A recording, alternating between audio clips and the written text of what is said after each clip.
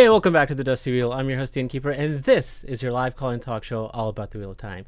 And we're back, and we're continuing our character series, where we're looking back pretty much at season 1 and season 2, but more season 2, and looking at 16 episodes of our main characters and seeing where do they stand now, how well have they done, and kind of look at these recent interviews that we've seen come out over the last month or so.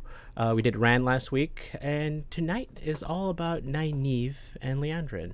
I do have a number of shows planned, and I'm gonna a little bit share what we have coming up on the Dusty Wheel in the next few weeks. But to talk Nynaeve and Liandrin with me, I have two wonderful guests tonight. So without further ado, I have Rebecca from Reading the Pattern, and for the first time at the inn, we have Carly Lane Perry from Collider. Welcome, both of you. Thank you. Thanks for having me. Yeah, of course. So start out, I'm going to put this up there because this is important, because this show will contain spoilers, but only up to the end of book 5, The Fires of Heaven. I put that in chat because Carly here that's what she's right up to, so we're going to be careful. And I have my drink, so I'll sip when I need to. And so before we kind of jump into talking about Nynaeve and Liandrin, Carly, why don't you tell us about kind of your journey finding the Wheel of Time, and obviously watching the show, talking to the cast, but also reading the books. So what has that been like for you? Yeah, I mean, so I'm senior TV editor at Collider, which basically means TV is my full-time job. And kind of took over in the role there right around the time that buzz was starting to pick up about the show and it hadn't premiered yet. And, I say this in my review for season 1, but like I grew up on these kind of thick doorstopper fantasy books, and somehow Wheel of Time just escaped my like little 11-year-old hands at the library, as a kid. Yeah. And had just kind of gone completely past me. But when it came time for the show to be out, I was like, I'm reviewing that. That's mine. Thank you. Like I pulled my senior editor rank on everyone. And I was like, I'm Good claiming for this you. for me. Um, and I just remember sitting down to watch those first few episodes. I mean, part of the fun of obviously like reviewing TV for a living is getting to watch screeners, but then the agony is like I can't talk to anyone about this. Like I remember DMing a friend of mine who was reviewing for another site who had read the books and just like sending DMs with all caps and exclamation marks like this show is awesome, all this stuff, and I was freaking out about it. And then I just remember, like, I think I'm just predisposed to like this show because of, loving fantasy growing up. But I also felt like it was just a really great gateway into the world of Wheel of Time. And then once season 1 ended, I read book 1 because I was curious about sort of what sort of changes were made between book and screen. Like, where did they kind of cut corners? Where did they have to condense things like into that season? And then when season 2 came out, I was already like, I'm already predisposed to like the show, like I'm gonna claim the review again. I remember watching it thinking, it's, I think I even say like I called my review something like a darker, more fractured turn, just because it does feel like a darker turn for the show. Everyone's split up much more significantly. Mm-hmm. It felt like a really intriguing direction for the show to go in, and then was sort of reading in tandem. So I read books 2 and 3 while season 2 was going on, sort of alongside the airing of the show. And Okay. then once season 2 ended, I was like, well, I have to know where they're going in the show. So I started reading book 4 because I know they're adapting book 4 for season 3. I feel like I'm saying all these numbers and like getting myself confused, but I'm pretty sure I have that You're straight. right. And then I was like, well, I finished book 4, so I know where they're going. Mm-hmm. And I was like, so let's keep reading. So then I read book 5 over like mostly over Christmas break. Yeah. One thing I've learned about myself in reading these books is that I kind of tend to take my time through them, and then the last 100 pages or so is just like a dead sprint to the finish for me. Like I can't Yep. look away, don't interrupt me. I don't really like I have to make sure I don't have anything planned because I just need to like get through the last 100 minutes of, or 100 pages of insanity. Yeah. Um, and yeah, so now I have not started book 6 yet just because I had some other things I had to take care of, some shows to watch, and I kind of wanted to be in a place where I could just sit down and like finally crack it open. Hmm. So that's where we're at. Yeah. I, Awesome. I mean, with all of that, I think the way I would sum it up is one of us, right? Like this is the experience you're describing is very similar to a lot of people who have, yes, picked up the books after watching the show, even being fantasy fans, because it is a 14 book series, which and not by any means small books or there's a certain level of commitment. So having read 5 books, and just let's stick to the books for a second. Who is your favorite character till now, or who do you resonate with the most? Yeah, I mean it's fun. What was funny is I remember when I was reading some of the books in tandem with season 2, it felt like the first time I could actually picture the show characters, like the actors in my Yeah. head while I was reading, which wasn't really the Hmm. case with season 1. Mm-hmm. But I also felt like everyone just felt so much more comfortable in their roles by season 2 that it was just so much easier for my brain to like put them there.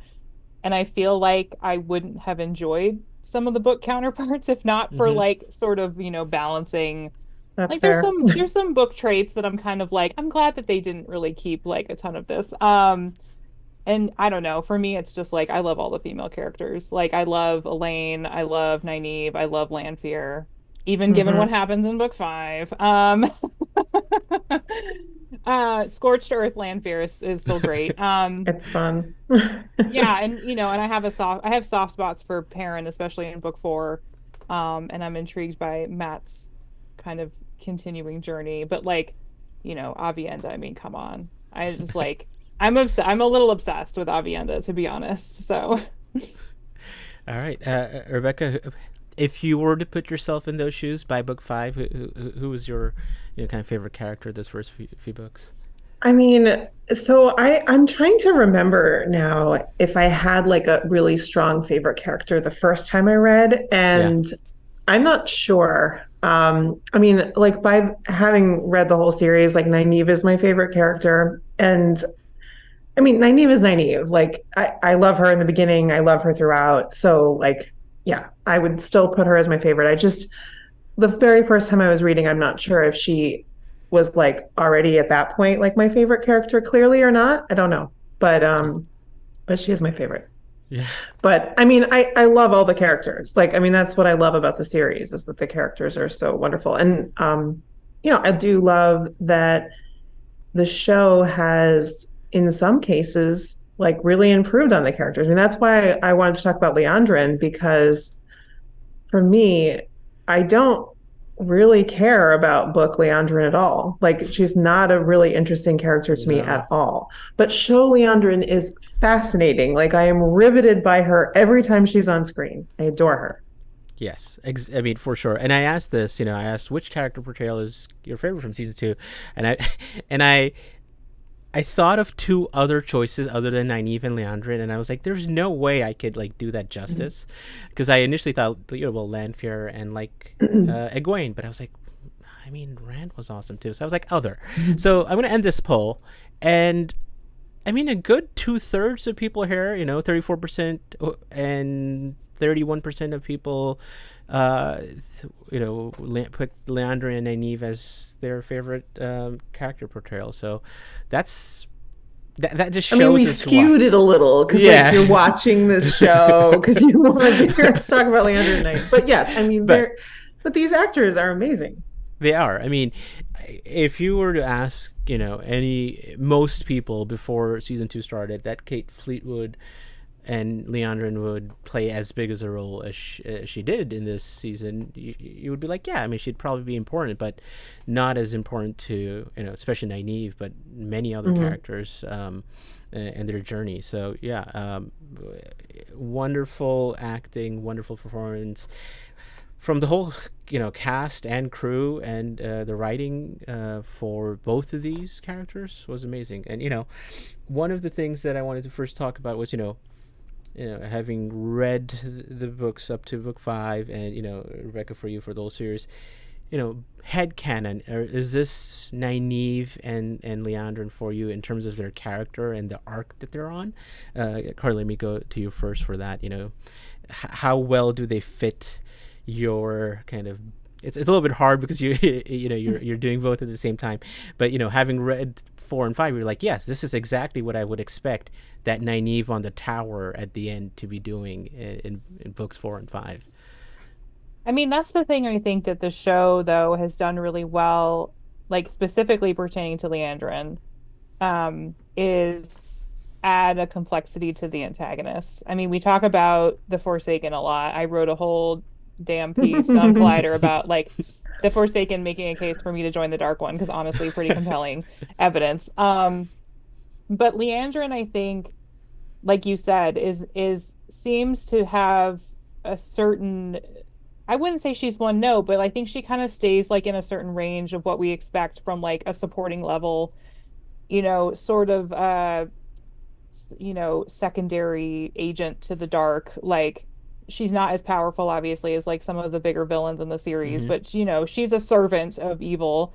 And she kind of just stays in that lane for the most part. And I think what we see in the show, and like shout out specifically to Kate Fleetwood in the writing, I think is a woman who has more dimension than just a straight servant of evil. We see that she has a connection that is important to her, a very emotional and personal connection, and one that's essentially sort of forbidden, but also makes her more vulnerable. Having that loose end out there is not, and something that she doesn't want anyone to find out, which, Nynaeve finds out about, obviously, over the course of the season, and then the Forsaken are very much aware of, and are sort of using to manipulate her, I think, in a lot of ways.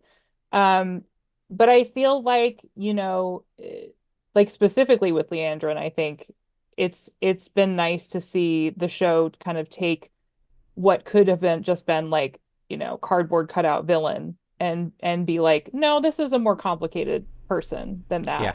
And that's something that I think the show has done really well, not just with the villains, but also with like the quote unquote hero types. And it's something I look forward to seeing them do, like especially with a character like Rand, because I know we're going to see, he has some pretty, like, even in the first 5 books, there's some really dark, like, isn't there a moment in book 4 where you're like, oh yeah, straight up murder? Yeah, he has there's like, I think the Dragon Reborn on the road, I think. Yeah. I think in book 3 is when he Yeah. first has some moments where you're like, I don't think he's okay. Yeah, exactly. Right. And I'm like looking forward to them diving into the madness a bit more, but it's something where I think the show has allowed for that. In a way that, the books kind of start to spool out over more time, probably. Yeah, for sure. Let me actually share this. This was from, let me make sure I have the right one here.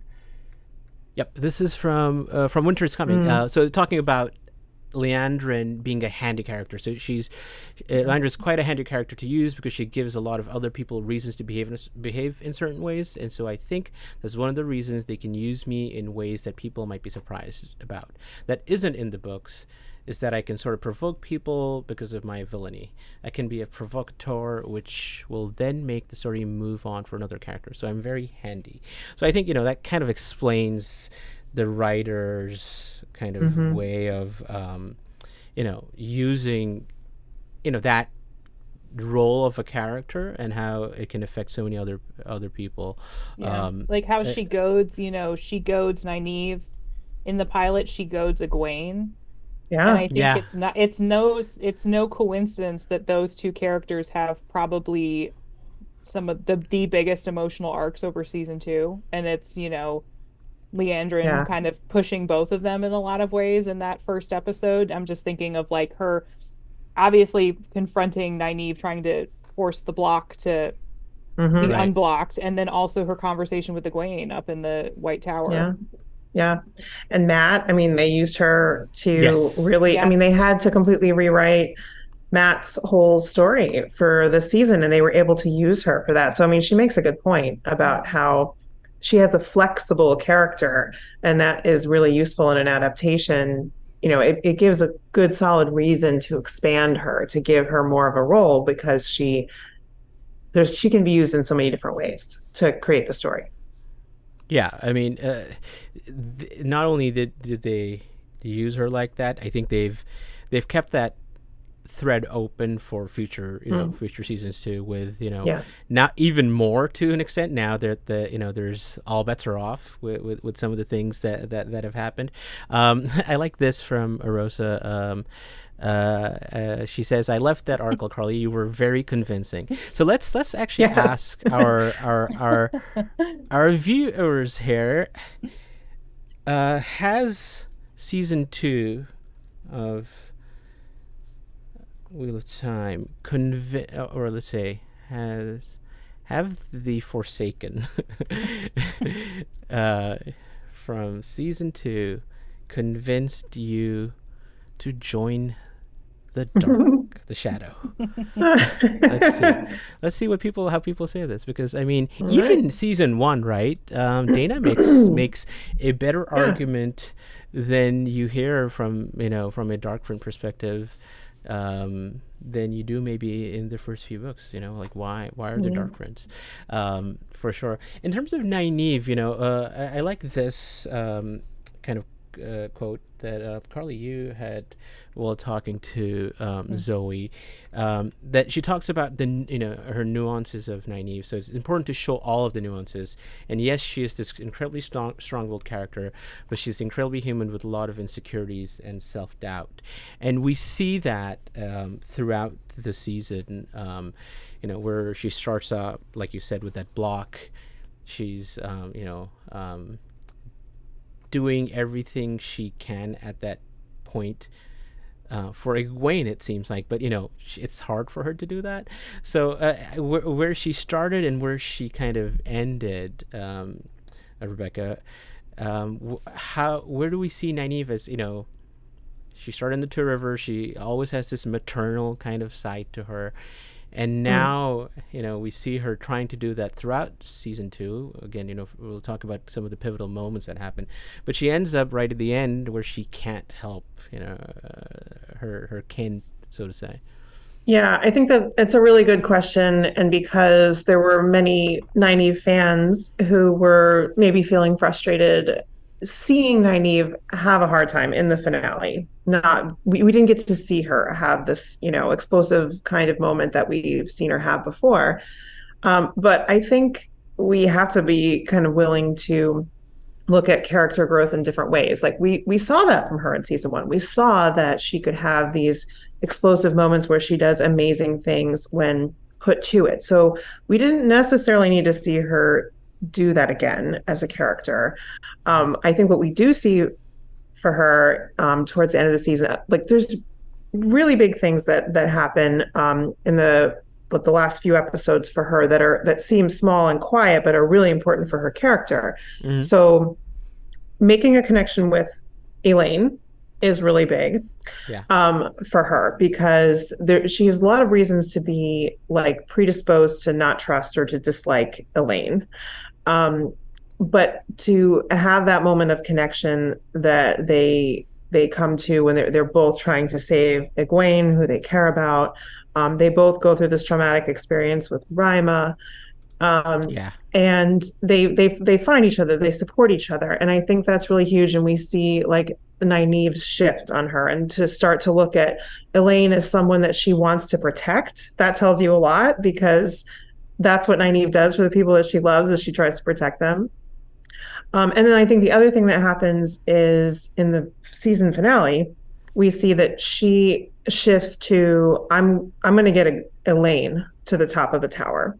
Right. because Elaine will be able to do something. Elaine will be able to help. And for her to be able to do that, instead of just focusing on what she can or cannot do herself, that shows character growth for her. Obviously, she has more room to go here because for Nynaeve, we just keep seeing her being traumatized again and again and again, and it's contributing to her block. Her trauma is contributing to her block, and she still has that very much in place. So she's got a lot of room to grow there, but I think we see her progress as a character.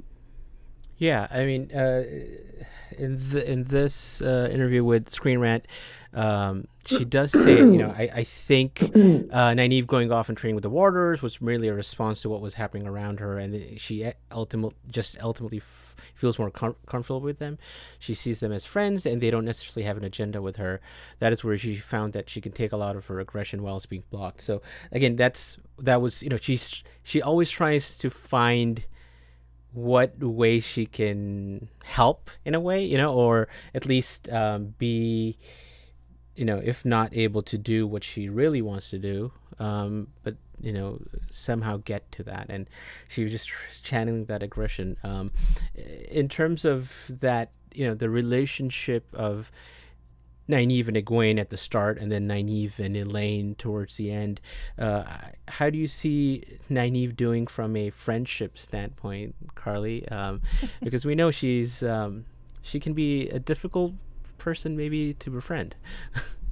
Yeah, I mean, that's what was fun about talking to Zoe and Kira, was like talking about Nynaeve and Elaine's friendship and how it evolves on its own terms, because it starts from a place of a shared love of Egwene. Mm-hmm. It starts from them knowing that they need to save their friend, even though they don't care for each other. And so what builds from that in the terms of the trust and sort of the, even if they're still kind of bickering a little bit, which is like, that's par for the course, like, yeah, even, in the books too. Yeah. But seeing the foundation, though, of what is going to happen with the two of them kind of being like cohorts more, I like passed on the fandom thing of like the Nynaeve and Elaine detective agency to both of them, and they were like, that's like the perfect name for that. Mm-hmm. And and what did I think Kira said? I'm excited to see if the business is thriving in season 3, which like, come on. I'm sure that's all she could say. But it's.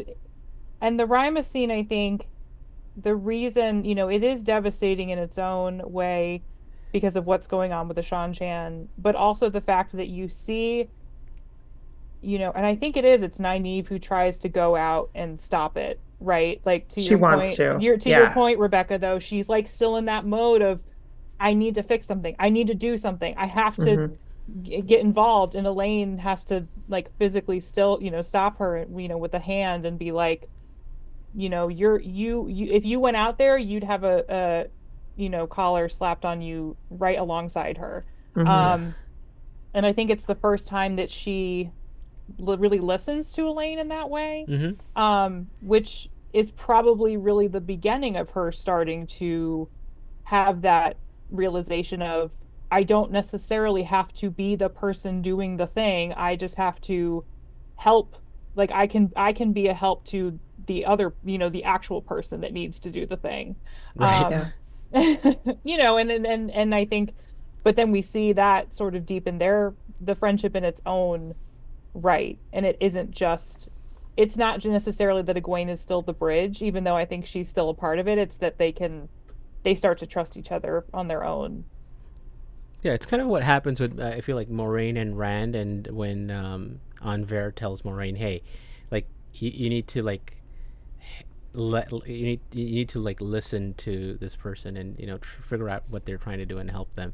And Nynaeve kind of gets that from Elaine. I'm trying to remember I'm not pacing. I'm. I forget what the line was too. Someone in chat she's trying to do something. Yeah, like, because she feels like that's the only thing she can do. Yeah.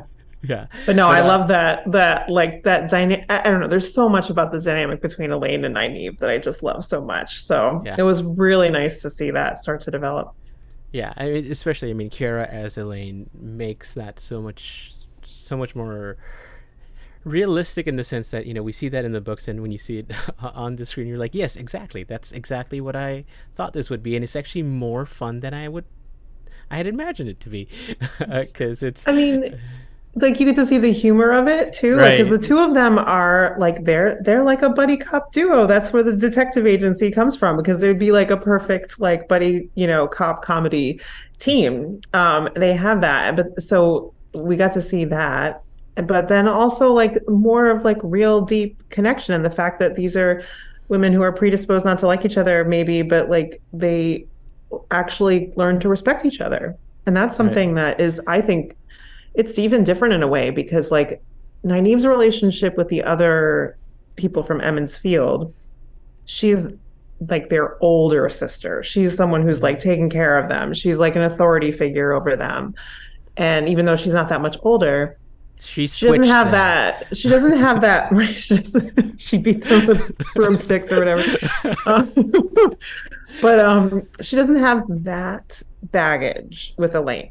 So as she starts to develop a friendship with Elaine, it can be a little bit more like there can be a little bit more parity between the two of them because they don't have that history, that baggage. Yeah, a lot of people in chat are like, I'm pacing. I'm not pacing. I'm investigating. Investigating. Okay, yeah. Well, see, detective agency again. There you go.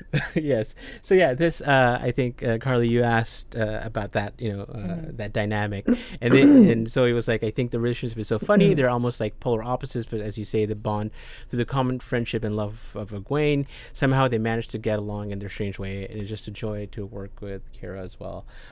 It definitely shines through in how you can see this is especially that one scene when the Rima thing is happening and they hold hands and you're like, yep, they're going to be not besties, but they're going to be close and be important as a team going forward. So and we see that, like, I mean, it's important in the books, like even by book 5, like by book 5, they've spent like the last 2 whole books where it's like basically like the two of them as like a team. Mm-hmm. So yeah, I think they've set it up really well. Mm-hmm. Go ahead, Carly. No. I was just gonna say, like, what is it, from Tanchico to the circus or something? Yes, yeah, exactly, yeah. Which honestly, I'm like hoping we get some circus action at some point in the show. Like, I'm glad you have asked this question. I'm glad you have asked this question, because let me end our last poll. I guess 25% of people who answered this poll have been convinced. I could make the argument that isn't that what Robert Jordan said about percentage of dark friends within the population? I forget what it was. It was not that high, but it was pretty high. But it was higher than expected. So I mean, I wouldn't say I'm convinced, but what I would say is that they have given not every, but most of the villains like valid points. Most of them are making some valid points. Yeah. Maybe not Aemon Valda or Sarath. But aside from those two, pretty much everyone gets to make some valid points at some point. I mean, the thing that I've always been come back to is anytime I've talked to an actor who plays a villain on a show, everyone always says, well, in their own head, they're not the villain. Mm-hmm. From their perspective, they're the hero doing what needs to be done. They're doing what they believe is right.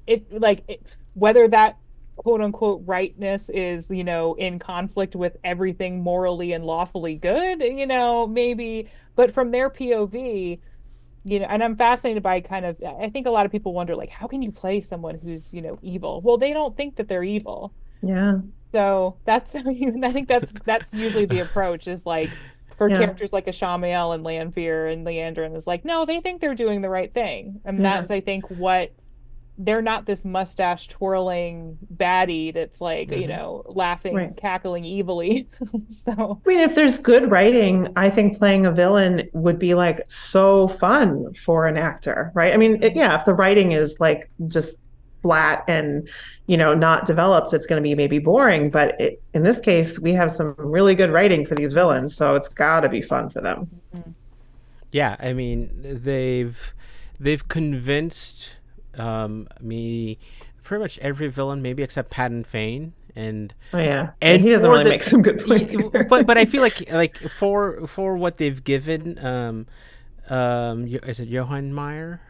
Hmm. He's been great with it. It's just that I don't think we Yeah. see enough of him to to make sense of what's going on with him. But he is compelling for what he has done. Yeah. Yeah, for sure. But I think if you look at like Liandrin, Lanfear, Ishamael, like they are all really complex, like Yes. just juicy characters that Yeah. make good points sometimes. Yeah. All right. I'm gonna ask. Will we see Val and Lucas Circus in the show? Let's see. I feel like it was Noman Garden who was like, Circus confirmed. Circus confirmed. I mean, if a senior TV editor from Collider is saying it, that maybe means something, right? Um, let's see. So I think when we talk about Nynaeve, one of the biggest things, right, is episode 3 in the Arches, and she talks about this.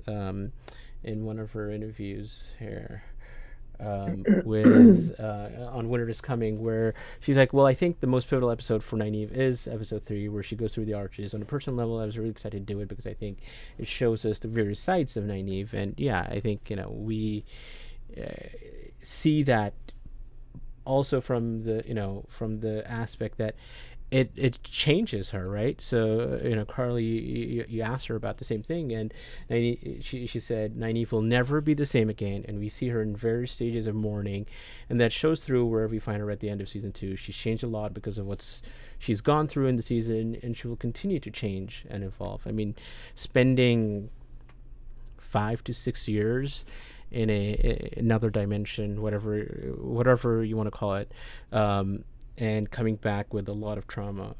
We see that, and that's why I think a lot of Nynaeve fans need to realize that this is someone who is still reeling, from days away from being losing her family and a life that she had. So was episode 3 one of your favorites, Carly, or how good was the Arches and what happened in Yeah. them? I mean, it's so hard. I feel like I'd have to go through and rewatch everything to pick like a definitive favorite because I think for Yeah. me it's more I have moments that I like over like Mm-hmm. a specific episode. But I mean, anytime I get to watch Zoe Robins on my screen is like not a bad day. So Yeah. and the Arches is just such a cool, I mean, it's an iconic thing from, the source Right. material. But I think Yeah. what they do in the show is so interesting and it really, I mean, I think it makes Nynaeve's journey, you know, especially in Tarvalon, like that much more complicated because, she's already coming at a place of not trusting Aes Sedai, like thinking they all have these ulterior motives, I mean, that quote that you put up earlier with her friendship with the warders, like I think it's so she prefers them because they're just going to tell it like it is straight to her face and she Hmm. doesn't feel like she can get a straight answer from Moiraine or anyone else. So she has very conflicted feelings about being in Tarvalon already. She's really only there because of these huge displays of power from season 1 Mm-hmm. that I don't even think she really knew that she had. And then they came in these like huge explosions of emotion. Um, and now everyone just keeps telling her she's the most powerful like channeler and whatever that is. And what it's like there were like memes that were going around of like Egwene being like, Yes. I'm right here, thanks. But like constantly being told that she's, the most powerful channeler in a A thousand thousand years. years. Yes, and but she can't tap into it at all, so that's a source of frustration. And I think the fact that she has this, I think the block is at that point is also partly tied to the distrust of everything that goes on in the politics and all that. Like there's no way that doesn't play into it. Right. Um and then on top of it, the heartbreak of what happens in the Arches. And so it's like, and having this life that she thought was, you know, going to be everything get ripped away. Um but I think the way that they handle it in the show is really smart. And I think the block in the books is sort of given the context of, well, she just has to be really emotional, and we don't know why, but she can't access. I mean, at least where we are in right now, Right. beyond book 5. um but I think the show does a good job of kind of outlining like, oh no, there's a lot of stuff that's kind of going on for her that would believably contribute to why she's having so much trouble connecting with this part of herself. Yeah. No, Yeah. a lot of people. Diana said I thought Nynaeve's success was almost better in the show. Norman Garden, the arches made me cry, and I hate kids. Yeah. Dana Lou's like I feel it definitely is better. Rebecca, what do you think? You know, is I were think the it, arches? Yeah. yeah, I have to say I think it's definitively better as well in the sense that they layered in more here that is really relevant to, the character and the background that they've kind of fleshed out, so they've the first arch where we see what happens with her parents. I mean, Hmm. this is real trauma that this character has lived through and that informs us on so much and how she's going to react to situations, right? It helps us understand like the scene later in the season where she's watching what happens to Rima and she can't do anything and Elaine has to, convince her not to do something. Um, it informs that, that we've seen this. It informs so many things. So compare that to the first arch in the book where she's trying to escape a Forsaken, who, I don't know. There's just nothing very personal about that particular. It's much less personal. Um, and the other two arches, I think, are similar, very Similar, yeah. similar in nature. But the change to that first arch is much more potent. And even the change, to the third, um, what we're really just, I mean, it's just deepening it, right? It's a very similar idea that like it's leaving behind a life that she would want for herself, right? To be married to Lan and have children and kind of live a quieter life. And I think the interesting thing that they added, I mean, obviously the attack and all that kind of thing that's Right. different, but I think the other really interesting thing they added was she tries to take her daughter with her. She Yeah. does not choose to leave her daughter behind. And Right. I think that's a really tells us a lot about Nynaeve's character and her arc. Like they're essentially asking her with this test to choose the White Tower over everything, to choose it over everything else. And Nynaeve doesn't. She does not choose it over everything. She does not choose it over her daughter. She can't take her daughter with her, but she doesn't make the choice to leave her behind. And I think that tells us a lot about who she is. And so I think that deepens it, deepens our understanding of her. And I, without getting into any later book stuff, I'll just say that I think that's very consistent for her character that they added in that choice. I think that tracks with who she is in the books. Yeah.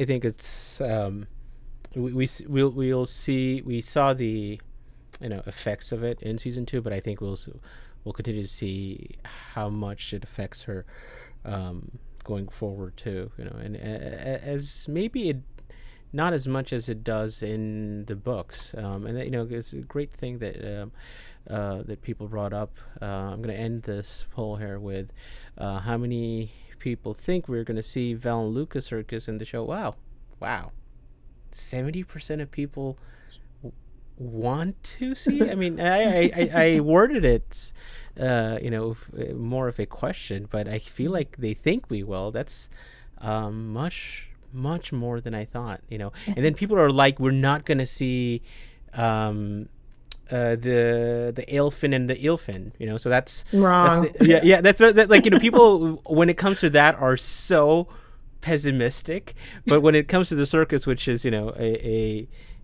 divided kind of topic. At least people are saying 70% hair are saying yes. They're Let me ask. optimistic. Yeah, let me ask. About the arches. Which version of the arches sequence do you prefer? And I did see someone in the chat to books. make a really great point about when Nynaeve actually gets some guidance on how to channel Yeah. gently, and then she accidentally does too much, and it Yeah. leads to them getting discovered by the Shan-Chan. So, like, of course, again, More trauma. that's gonna make her retreat and shut down and, Yeah. be like, no, no, no, I can't do this because every time Right. I do anything, it becomes too much, and Yeah. I mean, it could get somebody hurt or killed or whatever. And I think that, Right. but then again, to your point, Rebecca, I think that, like, that's almost conflicts with her inner nature to be a healer. And so she's worried yeah. that, like, she could hurt somebody. You know what I Yeah. mean? Yeah. Yeah. I mean, we see that. And like this is when she's like, and it's someone that she's really connecting to as a mentor. I think Rima knows she's the first Aes Sedai that I think really figures out how to talk to Nynaeve in a way that Nynaeve connects to. Like Right. she is has all this potential as like this ideal mentor for Nynaeve. And she really connects with her, and then that happens, and that is very traumatic. And I think Nynaeve, what we're seeing, as you pointed out, Carly, like in the books, like we don't have a really clear reason for her block. Like it's not that well laid out. Like other than just Wilders have blocks, right? Like that's a thing that we Right. know Yeah. that is very common, that Wilders have blocks. But it's, I think, more clear that in Nynaeve's case, and maybe this is true for a lot of others, she's afraid. She's afraid of her power. Her power is so strong and so overwhelming. And as she says in the first episode of this season, no one should have that much power. Right. She has more power than anyone, and she thinks, well, not, I mean, obviously a few, maybe exceptions of people who are stronger than her, but very few. And she thinks no one should have that much power. And she's afraid of it. She's afraid of it. And given some of the things that have happened to her, I understand why she's afraid of it. It's not Right. unreasonable to be afraid. Yeah, for sure. I think it's going to be interesting to see how we see that evolve in the show, especially now that they're all together and they're going to go on to, as we know from some of these, we know we're going to Tanchico, so that plot line. We know Maggedian's in the show, so that plot line and how that actually plays out. So, but yeah, let's talk a little bit about that. A little bit more about the Nynaeve Liandrin kind of relationship. And to talk about that, let me actually show this one scene from episode 2. Where things kind of come to a head between the two of them. So let's watch this.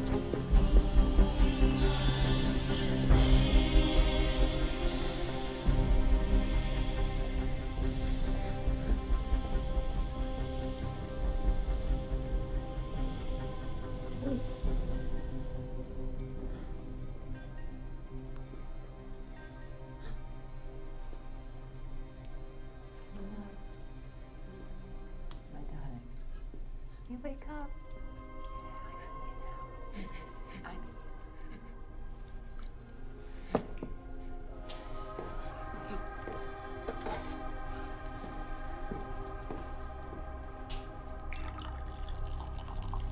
No, you must try and get some of this stuff.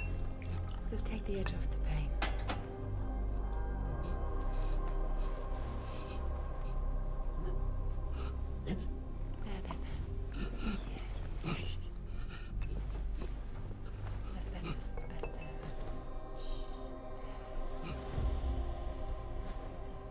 What are you doing here?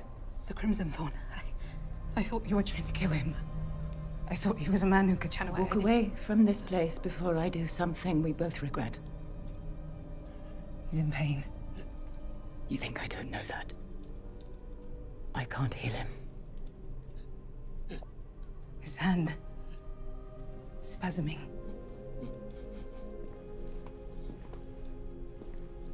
Means the pain is in his heart too. The Crimson Thorn won't help with that. He'll still be hurting when you go. You need turmeric to help smooth the inflammation. Get out! Before I kill you, you get out! Get out! You stupid girl! Get out! Get out! Oh, God. I'm sorry. Oh, God. I'm so sorry. I didn't know it would hurt you. I didn't mean to leave you here in pain. I'm so sorry, my boy, my beautiful boy. I'm so sorry.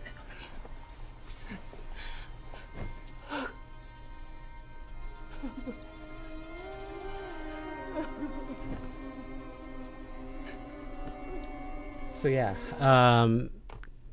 what a scene, right? I remember I was watching this with a group of people, and when that like slap happened, I felt it. I was physically I physically moved, and that kind of reaction from, I mean, Kate Fleetwood, I think she talks about it. I don't have a slide for this, but like turning it on a sixpence. She talks about having that kind of energy where you can change a scene, and she does that in multiple scenes, but this one specifically, and this this is at that point where she's kind of helping Nynaeve / grooming her to some degree, to for whatever reason, we can talk about that, but I think that dynamic between them is just many scenes, but that one always stands out to me. Carly, what do you take from that specific scene between the two of them? I mean, other than how damn good Kate Fleetwood is. Yes. I watching that scene again, which I've seen a couple times now. What hits me the most is that little lip tremble she gets right before she starts screaming at Nynaeve. Like, you can tell she's trying to disguise crying by yelling, and then sort of like devolves into sobbing, but because she can't keep the emotions in. But yeah, I think, to go back to a little bit of what we talked about before with the complexity of the antagonists and the villains, like giving the reveal that she has a son, the reveal that that her son is dying, and she can't do anything to save him because she can't really. I mean, I'm under the impression at least that she can't let anyone know he exists. So she's in this very vulnerable position with probably the only man that she has ever loved, right? And as a red, like probably, the only man that she would ever really love. But and so I think it's such a fascinating ad for her character. I think it gives her something. It gives you as an audience member the understanding of like this big secret that she's been holding. Like, what would she do to protect this secret, right? And I think at this point we don't really know who she's aligned herself with. There's some subtle hints. I know Sharon Gillam, the costume designer, has talked about how they deliberately made Liandrin's red clothing darker than the other reds to sort of indicate, like, to hint at, when I interviewed her, she was like, we sort of did that to hint at, where she's going to be going. So we purposely made her red clothing darker than the other reds. And so, yeah, it just, I think you see her in this position that you've never really seen her in before too, which makes it more intriguing, because we've always seen her as someone who's been so possessed and in control. And even in season 1, where she was, everyone's in front of the Emerald seat and she's kind of trying to get Moraine in trouble and all this stuff. Like, she's always seemed like she's, playing been the game on top of stuff. Exactly. Yeah. And this, I think, is really the first time since the beginning of the show that we know that, she has the big secret, and this is something that she is completely helpless with. Yeah, I mean, I think there's a couple of things that the show did in terms of elevating certain things. This was one of those things. We everyone tried to theorize about the man in North Harbor. Who could that be? And I don't think I heard. I could be wrong, but I don't think I heard any theory about this dynamic of age and how that plays into an Aes Sedai, and how they could have a son who's older than you are, or seemingly older than you are, from a looks perspective, and then frailer and exactly, dying, who could actually die, right? And then the other aspect of that, we just talked about with spending 6 years in the Arches, right? Like, that was a play on something which I think, two things that we see in the books that the writers elevated and showed us, great scenes and made them even better.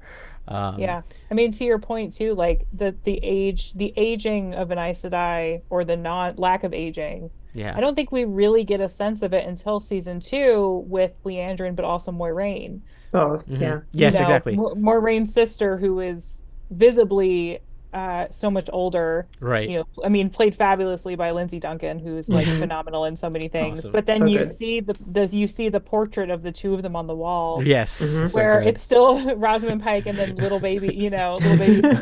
Baby on there. Yeah, and it's very sobering of how these women give these vows, and then time sort of passes them by in so many ways, and they have to watch people that they care about get old and Yeah. eventually die. And so it's Or- a reminder of like what they kind of have to give up when they Yeah. when they take this position. It's like an actual, like, emotional, like, visceral way to explore that. On one hand, it just kind of adds to our understanding of these women in general, as well as adding layers and complexity to Liandrin's character. Yeah, I mean, I think both of them, not only did they like, especially with the fact that Liandrin and Moiraine are kind of not the prototype Aes Sedai, but like the Aes Sedai you probably spent the most time with, learning about them, learning, using both of them to clearly show this aging part, which a lot of people who are watching the show would not have guessed at, and were like, yeah, this is like clearly something that not only happens, but there's something they have to live with. There are consequences. There are all this power, but there's consequences around you that and choices you have to make accordingly. The call lines are open, so if you want to call in, talk about Nynaeve, Liandrin, we might have time to take some calls towards the end of the show. It's 313-TALK-WOD, 313-825-5968. Both of them did actually talk about kind of working with each other, so let me just share that here with you. So Zoe with Screen Rant was like, I absolutely love working with Kate Fleetwood, who plays Liandrin, so anytime I got to share a scene with her, I was ecstatic. There's a scene that I think of really fondly, which is one of the scenes in The Arches where it's Nynaeve. Perrin, I think this is just talking about different scenes that she likes, but she one of the scenes that she also likes is that where Matt is coming back. But when they ask her about who she likes to work with and what scenes, she mentions Kate, and I think Kate also talks about working with Zoe. Yes, this is the one. She says, but I always get energized working with Zoë Robins because we just have this big, really strong bond. I mean, she's amazing, and we have a sort of a weird sisterly quality together. It's not weird at all. It's just that you might not suspect it. But it's such a complicated relationship, but we really relish it, both Zoe and I. And a lot of the time, we just know what the beat is between us. We don't really have to talk it through. We just sort of know where we're trying to connect with each other, and it's very emotional. It's always very emotional. We know how to connect emotionally, and I think that elevates those scenes a lot.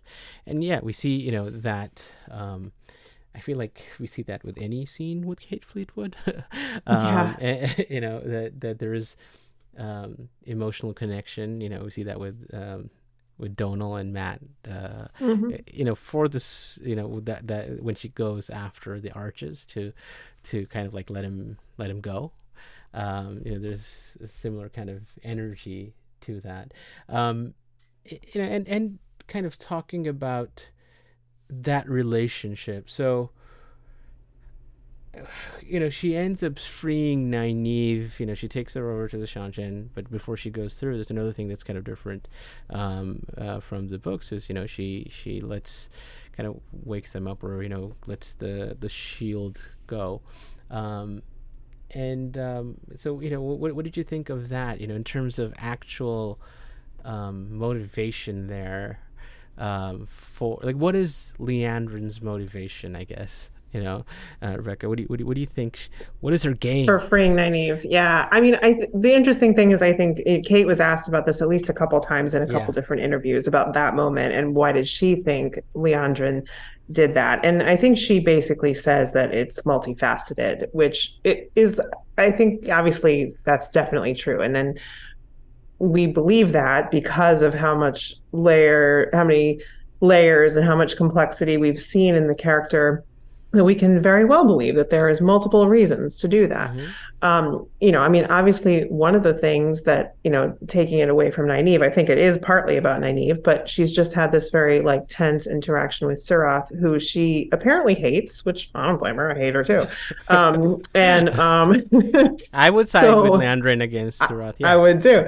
Yeah. But yeah, so Suroth is terrible and, is doing terrible things to, young women channelers, and we know that Liandrin has this thing in her about like protecting young women channelers, right? Like this is something that's kind of come up for her. So or at least looking out for them. She's concerned about them. So just to mess with Suroth, sure, that might be enough of a reason to like let Nynaeve free. But I do believe it's multifaceted, and I do believe we've seen enough scenes with Nynaeve and Liandrin where there is a genuine emotional connection there. I do believe that, right? There's also manipulation, there's also grooming, there's also, trying to recruit her to the dark and all of that.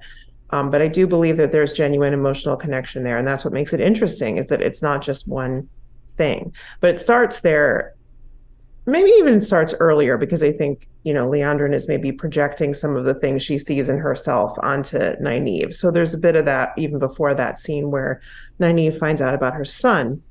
But from that moment on, Nynaeve has access to Liandrin's most terrible secret, right? The thing that she doesn't want anyone to know, the thing that is like as deep in her as you can get. Yeah.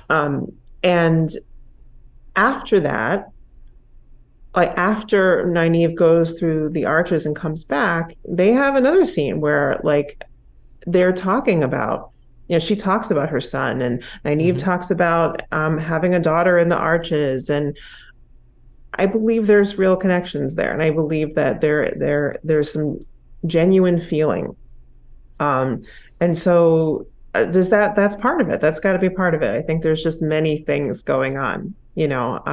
Obviously there's not enough genuine feeling there that Liandrin will not bring Nynaeve to be captured by the Shan-Chan, right? Like she's not going to go that far, right? She's still, I think, very self-motivated. But she's conflicted about it because there's some real feeling there. Yeah. Let me actually bring that up. Where Kate says, I think she's saying, even when I'm gone, Lady Suroth, you will know I'm here. And I talked about this to someone earlier. It's like Liandrin obviously comes from a deeply neglectful past, and I think her basic MO is to be seen and to be heard, because she grew up in a world where she had no control and she had no voice. So I think she's just in this sort of deep entrenched habit, for wanting of a better phrase, of needing to have the last word. And she actually I think in this interview, that is smart. That's a really smart point. And she's like, well, even though there might be a connection, she's like, you know what? Like, she also just wants to be like, I don't want to be shown up. So even though like I had to like do this for you, and you're like sitting up there, try to deal with this person here now, right? Right. And I think that's got to be in there, right? She wants to mess with Suroth too, right? It's not just like, oh, let me let this person that I care about free. Nah, it's not that simple, right? She's way more complicated than that. Yeah. In terms of actually, Carly, I'll read this one quote from her in terms of motivation of why was she showing so much interest in Nynaeve in the first place. What was the motivation behind that? And what series asked that, and Kate was like, it's really complex. I think it's not as simple as saying, oh, I just want to find the really powerful person. I think she projects a lot of herself onto Nynaeve, and it goes backwards and forwards between them. I think there's a lot of sort of mutual projection going on. both of them are outsiders. Both of them are suspicious and pretty cynical about power, established power, and they're quite interested in their own power and what to do with it. They're political animals, and I think they're circumspect about the established authority. Again, I like how she answered that in like from a Liandrin headspace, because I don't think like that fits with Nynaeve as much as it does with Liandrin, but at least that's what Liandrin thinks it might be. But like as we see that kind of unfold, is it all orders, or is there actually some personal gain or personal thought behind Liandrin's kind of interest in Nynaeve?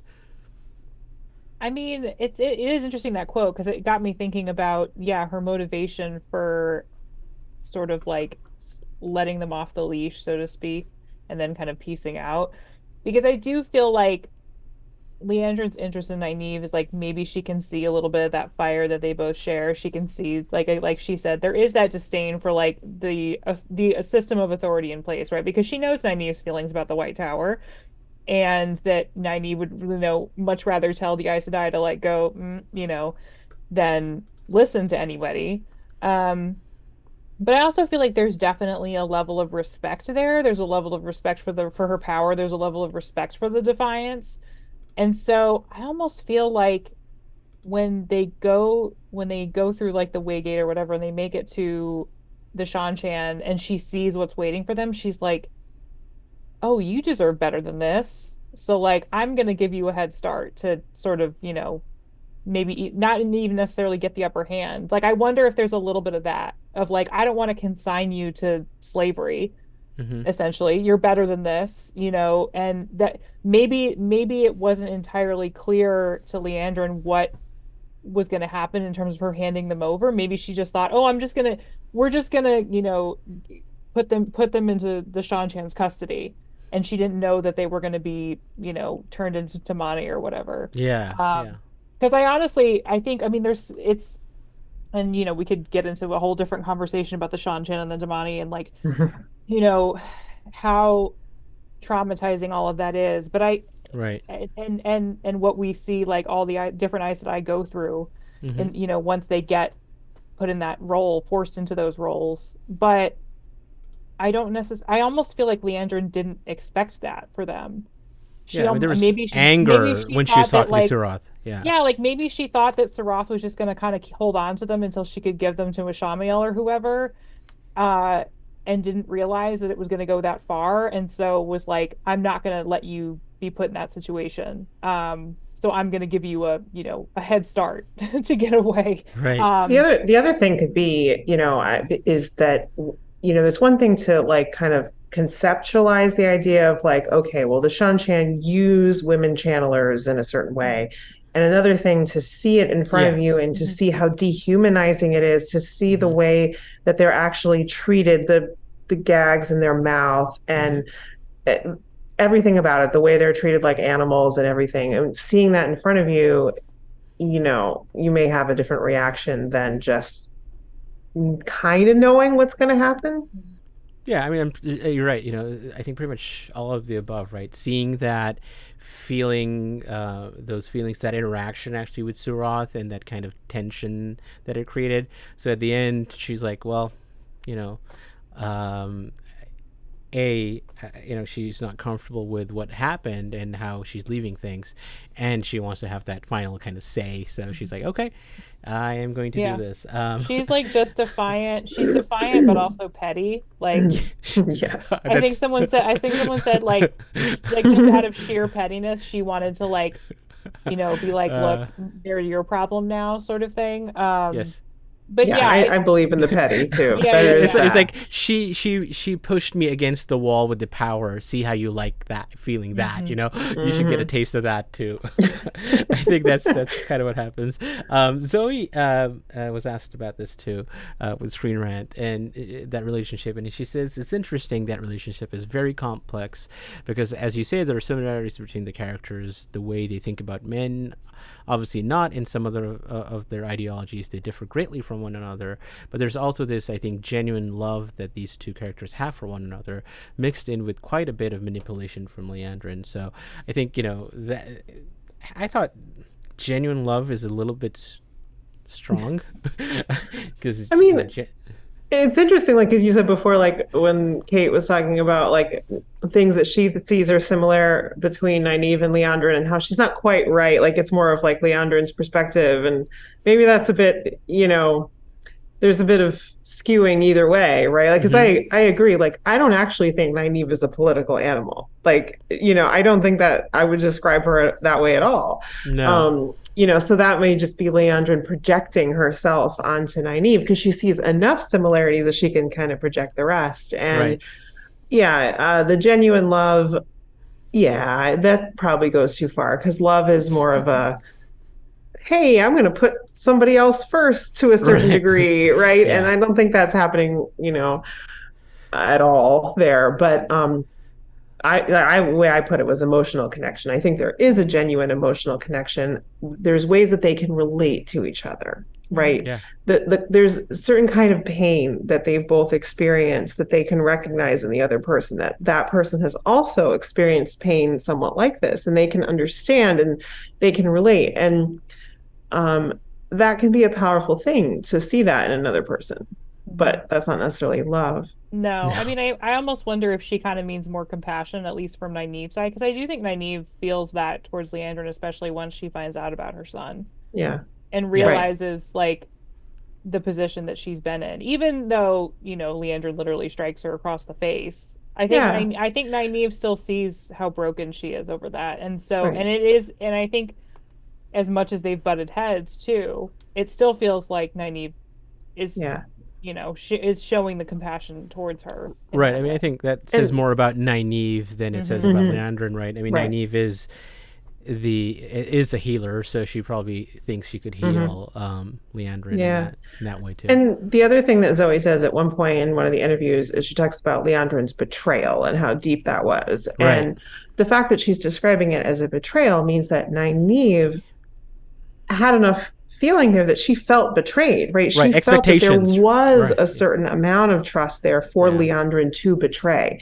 Because if Nynaeve had continued to feel towards Liandrin how she felt towards all Aes Sedai at the beginning, which is zero trust, none, there's no trust to betray, except by the time you get to the point where Liandrin betrays her, there was a bit. So there was enough there that Liandrin could betray it. Yeah, no, I think one of the things that Watt series asked Kate was, is there any light? What is there any redemption here? And I think I'm going to ask the both of you and put a poll up. And Kate said, my answer to this is I don't think she knows what the light is. I think she sees the light in a different way than other people see the light. She's got different glasses on. So, Carly, what do you think? Is there any redeeming? The show can do whatever it wants, right? In terms of with the character for Liandrin, because they have made some changes. She's done a lot of horrible things, yes, but do you think she, we didn't get the no man walks that long in the shadow that they cannot turn to the light. Is that possible for Liandrin? I mean, I try to be an optimist, but I feel like and we haven't gotten to talking about this scene yet, but I feel like with the kind of severing of that important connection that she has, that's probably also going to be her last tie to any real possibility of returning or like having a redemption arc. Do you know what I mean? Like, I feel like with that gone, when Lanfear comes and cuts off that last sort of tie that she has to her humanity, I think we're gonna see. I wouldn't be surprised if season 3 is gonna be, we're gonna really see like Black Aja Liandrin hours like full on, just because I think she doesn't really have anything left to, like, what's left for her to really fight for other than the dark. So that's my thinking. Yeah, no. Rebecca, you think so we could see I mean, what I like is that they set it up in such a way in this season in particular, where if they chose or choose, I mean, at this point they've already chosen, but we haven't seen it yet, but they're filming it and whatnot. But I think if they had chosen to give her a redemption arc, they wrote the material that would be believable. Right, they gave themselves the options. They wrote it such that you had to question, right? That as we're watching what's happening with her throughout this season, you at least have that question. I never had that question when I was reading Liandrin in the books up till this point. That maybe there was a good side to her. Maybe she might have a redemption arc. No, that was never a consideration. So the fact that it's even a consideration just kind of shows what they've done.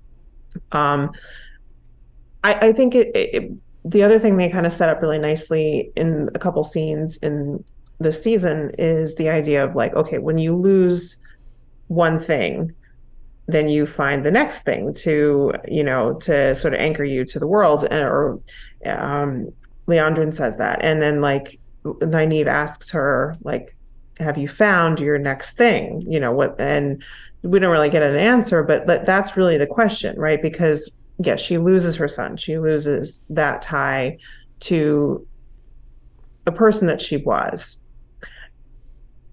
And then there's a choice to make of what's the next thing. What is the next thing? And she could have perhaps made a choice to attach herself to something good, and to find more humanity. And that's an option that was plausible, believable.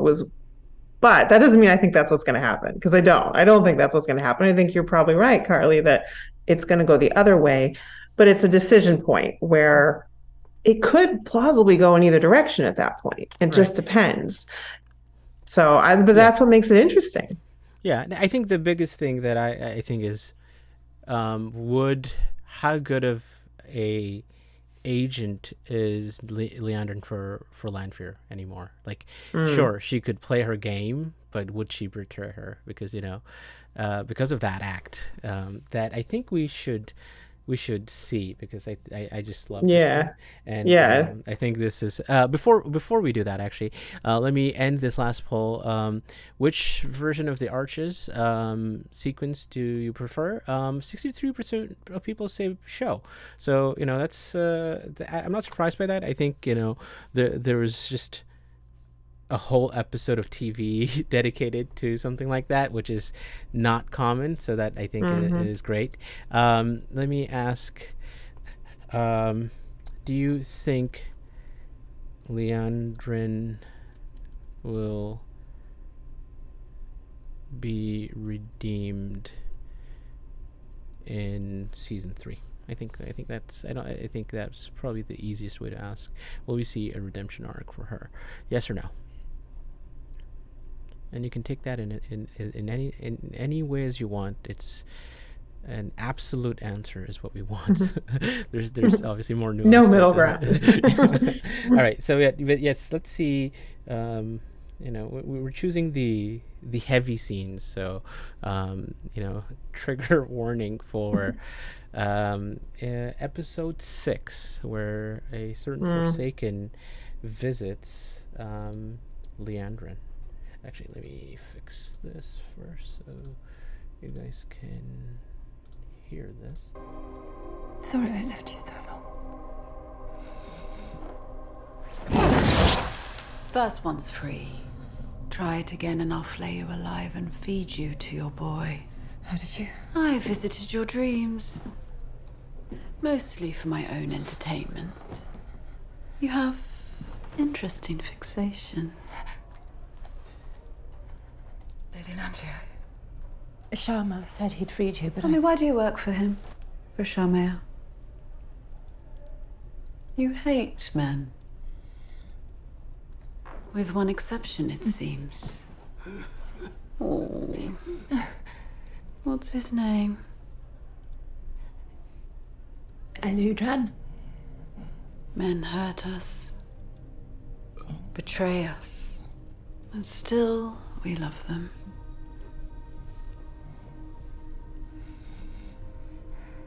You swore your oaths to keep him alive, but this is not life.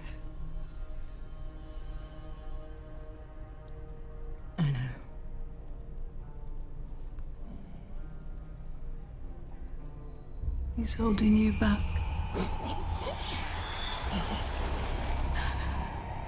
The last tie to the girl you used to be. The girl who was beaten and starved and forced to marry before she bled. I know. And that's why I'm here. To do what you can't. A gift only one woman can give to another. No. No.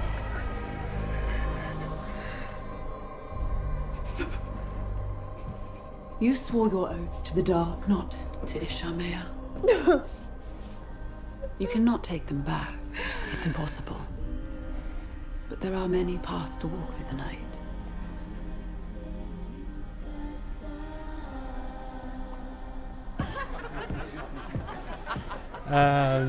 Okay. Yeah, I didn't realize that there were extremely heavy scenes. I was like, at like halfway through, I'm like, I'm just gonna scroll my phone so I don't like actually like have to watch. Like, I mean, I don't have to. Like, I know what's happening, but yeah, I think the acting there, and how pivotal of a moment this is going forward, because now really there's nothing holding. I mean, Lanfear says this, right? You swore your oaths for this. Mm-hmm. And this is the whole reason you kind of turned to the dark. And now the fact that that's gone, is there a way back? And that's why one of the things I was thinking was, is let's see, and we'll see how it turns, how this poll turns out. But one of the things that she does continue to do after, so where we left Liandrin, is that she gives the kind of order or missive to Barthanes that Lanfear wants, our master wants Moraine out of the picture, and I think that is the last thing we see from her. We don't really know what's happening after that, but at this point she is just doing Lanfear's kind of bidding. She's Lanfear's agent now. It's a really strong scene where how can you turn to any sort of light after that? Carly, is there? Yeah, I don't think there's much to expect from Liandrin other than her maybe own personal agenda at this point. I mean, I think it's interesting too that they make the point to say that she swore an oath to the dark to keep her son alive, but also in what condition? Like, if he's been sick for, I mean, who knows how long at this point, right? And she's kind of she sort of made this selfish deal because she didn't want her son to die, but also like you're keeping him in agony. You're in this position where like she can't heal him, she can't cure what he has. And if it's unclear if it's like some kind of, just a result of his being old age or, heart condition, whatever. I think Nynaeve at one point says, the pains in his heart.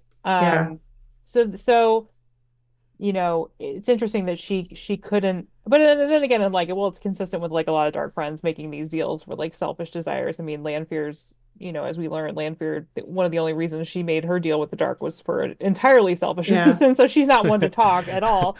But I just think it adds a little more context to Liandrin, because you're like, well, she is, caring for her son as best she can when she can kind of sneak out to visit him, but also he's in this position because of a deal she made. Like, if she hadn't made her deal with the dark, he probably would have died a long time ago. And it's unclear how long he's been kind of in this state. I mean, it's just even like prolonging, his suffering age. And everything. I mean, could it be that, I mean, I would imagine, I said I can really heal a lot of common illnesses, or not common, but most illnesses, I would imagine that would affect people in Randland, but they can't prolong life, and maybe that's kind of what was happening there. Was just Mhm. Yeah, clearly she knew this was not what maybe she had signed up for, but there's no way she was going to be able to make that that decision that Lanfear made for her. Or I mean, I Yeah, can she couldn't do it herself. Yeah. yeah. I mean, I can see it's entirely possible that she made a deal with the Dark and said, this is to keep my son alive. Mhm. And then the Dark's like, well, you didn't say what state he'd be in. Yeah. Right. He's alive, right? That's what you wanted. You Yeah. know, the Dark has ways of like It's twisting like it, right? Like loopholes in the contracts. like the monkey's paws thing, right? Mhm. Where you have to be very particular about what you actually say. Yeah, a lot of people talk about levity. So, in reference to Nynaeve, this is my personal kind of favorite thing that came out. It's actually a Reddit post that was made about around that time. So let me just make sure it's this is the one. Someone was this was Rhinox 2000. Madeline Madden needs to be nominated for a Best Actress award, and I think it's Animec who down there says, but Zoë Robins is the best actress we've seen in 1,000 years. It's just like, I was like, this is like the best version of that, where it's like, yeah, they're both amazing. Nominate all of them. Nominate all of them, yes. They we're doing we're doing a number of these shows, so I think this is a good point before we kind of wrap up and talk about a couple of things and about season 3 that they mentioned, and look at some predictions. Let me show you what we have planned coming up here on the Dusty Wheel next week and the weeks after that. So next week is we're looking at cold opens. We're going to watch and rate, and it's Brian the Gleeman who's going to be taking over the inn and talking about maybe a different kind of play on the cold opens that they did compared to season 1. We didn't have the full intro to the show, and I felt like even episode 3, the cold open was extremely long. So that's coming up next week, and in the weeks after that, we're going to look at obviously Gwen Elvira and her arc that we've seen, especially with that amazing episode 6 coming up in a couple weeks, and then Perrin. Finally Perrin's getting developing into the Wolf Brother character. His eyes are golden now, and I think this one is one that I'm going to have a lot of fun looking into, is Moraine and Land, because this was based, I think, on one chapter or less than that, and had a lot of people some people liked it, some people didn't like it, but it was interesting to review where Moraine and Lan are and how they ended the show.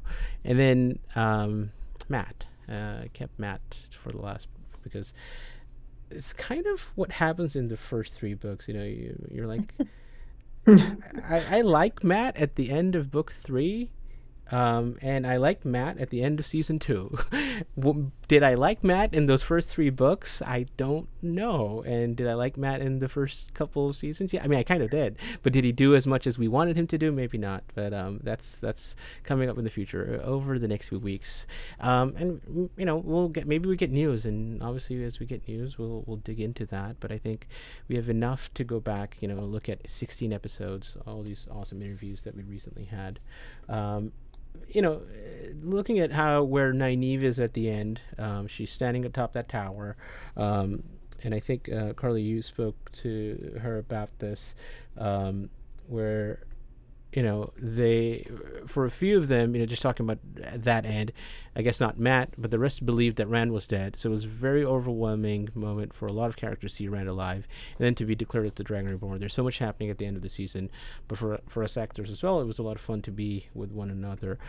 So they've gone through this journey of we're together, got split up, thought Rand was dead. Now they're all together in a kind of Avengers assemble ish, and now they have still have their own arc. They're still developing into these powerful characters and personal journeys that they might have.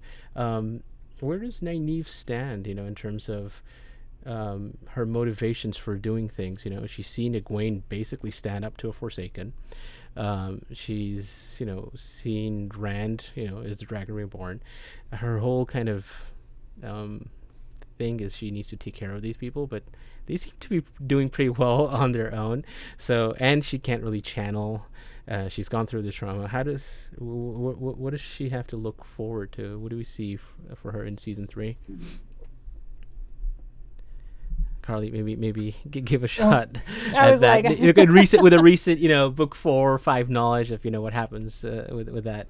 yeah, I mean, I think, and when I talked to Zoe about it too, you know, talked about the block. I think one of the things that she said that really stuck with me is how much it allowed her to develop and really lean into the other aspects of Nynaeve's characters that are just as compelling as her ability to channel. And so I think we're going to continue to see that, you know, the areas in which she is just as strong and just as valuable, you know, and leaning into those strengths rather than necessarily feeling like she has to channel to be important or essential. I mean, I'm genuinely looking forward to hopefully at least having a little bit of like Two Rivers gang time at the beginning of season 3, because I know that's not gonna be permanent. You know, Javier, like everybody has to get split up at some point and do what they do, but it would be nice to see a little bit of time of everybody just like hanging out and before before the what hits the fan and everyone has to go their separate ways on their separate missions. So that's kind of my hope, is that there'll be some time for reconnection and there'll be some time for Nynaeve to sort of, you know, explore like her new friendship with Elaine and kind of come to terms with the fact that, and I think again in accepting these other parts of herself might be what she really needs to get rid of the block too. When she's not thinking about channeling, right? When she's not thinking about the pressure of having to channel and having to be powerful and having to be the most powerful channeler in 1,000 years. Letting that weight slide off her shoulders, I think, is probably going to play a big part in finally being able to open herself up to it again. Yeah. Rebecca, what about you? Is Nynaeve, you know, does she want to go back to the White Tower? I guess that's my camera is sorry. You went through the arch all of a sudden. yeah. All right. Anyway, bye. Anyway, no, I mean, has it been 6 years? How long has it been for you? Yeah. But I'm still thinking about Nynaeve and Liandrin. Anyway, yeah, I think we've had some indications that she might go back to the White Tower. And I think it would make sense that with what we've seen so far that might need to happen, that she would go back to the White Tower. But we also know Tanchico is happening. So my guess is like maybe we'll see a little bit of Falm back to the White Tower, maybe end the season in Tanchico for Nynaeve is what I might imagine. And Zoe was like sort of teasing in some of the interviews about like a moment in season 3 that fans would be happy about. So I don't know if she was specifically talking about a moment. I think she was talking about a moment for Nynaeve.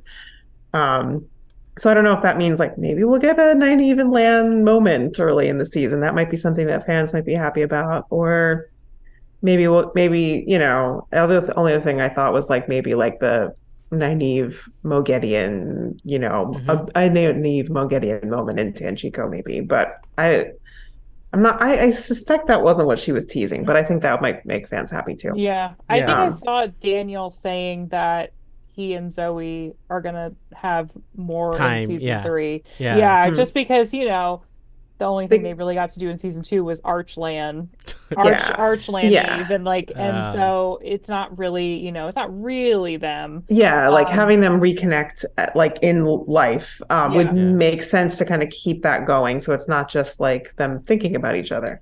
Yeah, kind of the long hair hippie Lan, Yes. that's no. I mean, they're all together. I mean, we didn't get that moment at the end of season 2, but I would expect that to happen at the start of. Yeah, you're right. It was with. I think this is what you're talking about.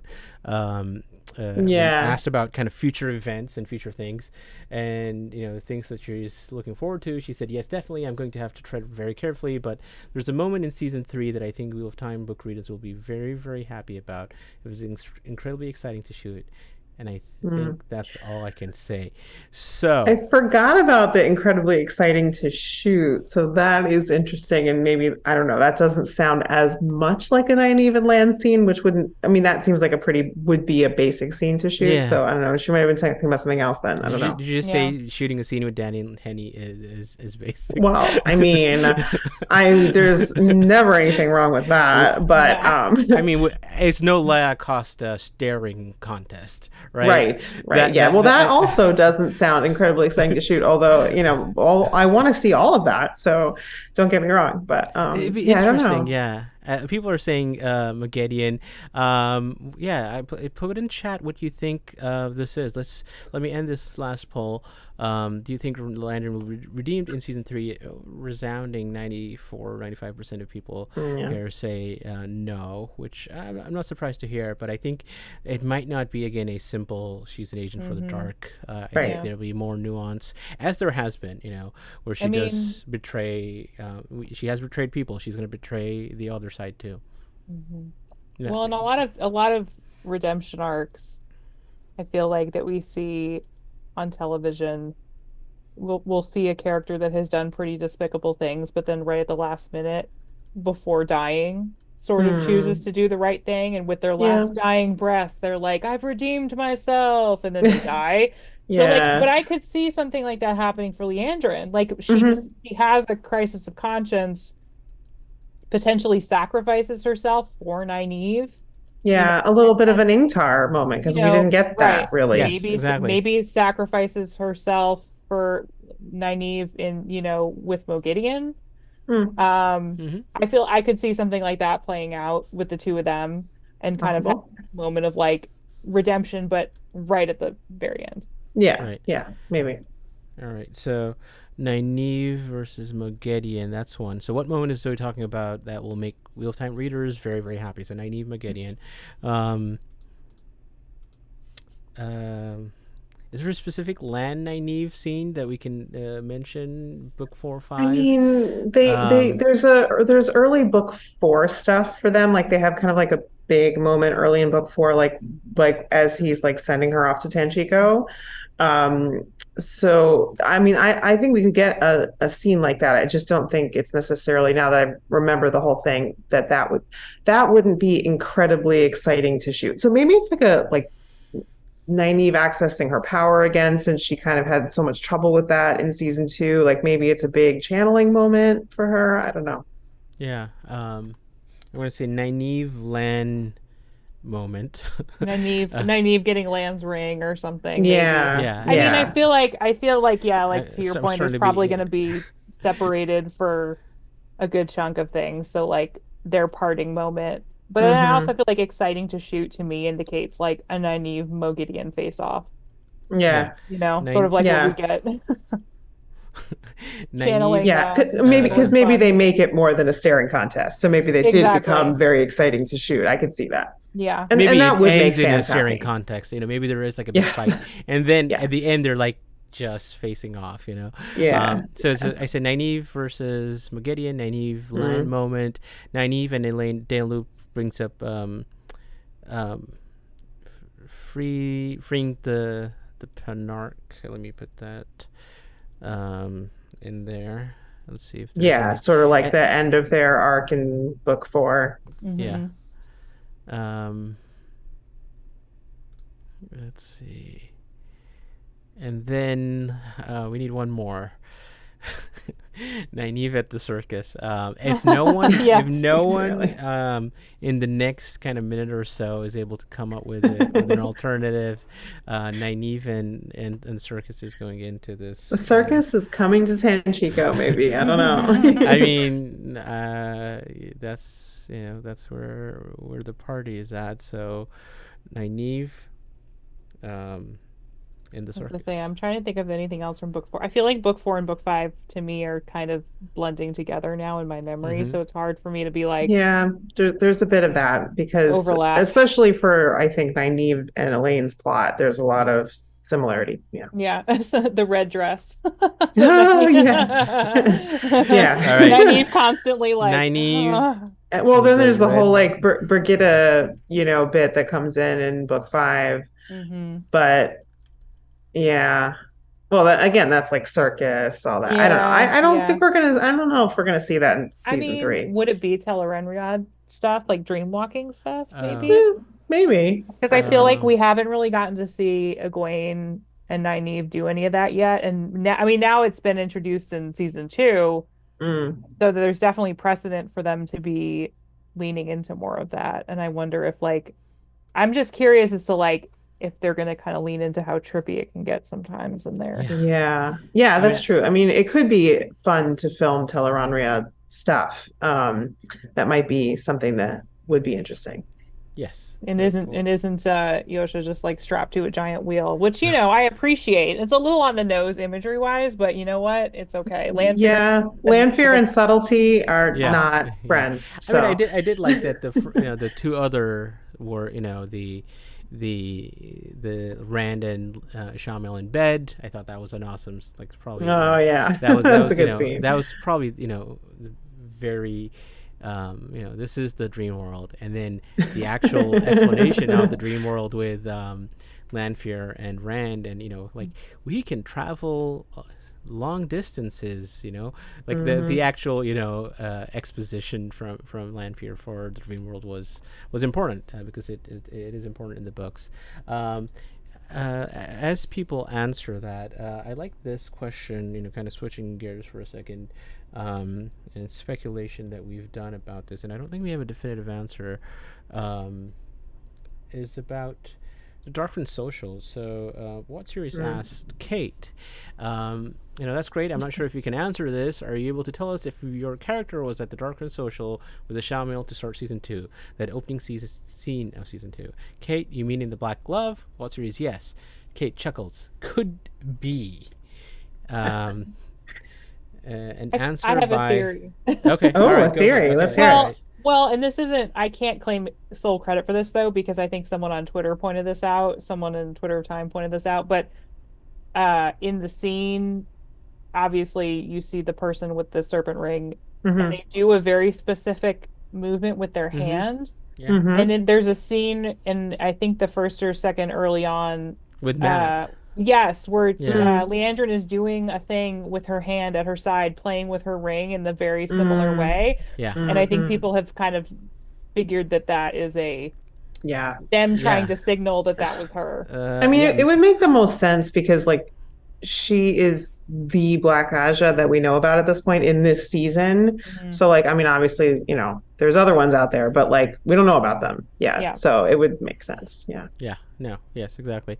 Not, I think I'm pretty sure it was Matt who went into Innkeeper Hatch did a whole theories thing, and we zoomed. There was 2 scenes, I think. Of course. There was 2. Okay. There was another one that I'm trying to remember now. I don't remember, but there's another one where she does a similar sort of kind of thing that makes us think that it is indeed Kate. And I think so. I think we here at the Dusty Wheel came to the conclusion that it is actually Kate. I think she, in her own way, did say yes there. I mean, that was a non-yes. She's like, I can't tell you, but yes. Tell you, but it could be. Yeah, exactly. Yeah. And then Omar tried to get a little bit more and was like, anything you can tell us about season 3 to look forward to? And Kate was like, I've got some great wigs. So no, but there was another one where there was something where someone asked her about, or no, I don't think they even asked her about it, but she said something about when the writers told her about plans for Liandrin in season 3, she said, "Whoa, okay." Okay.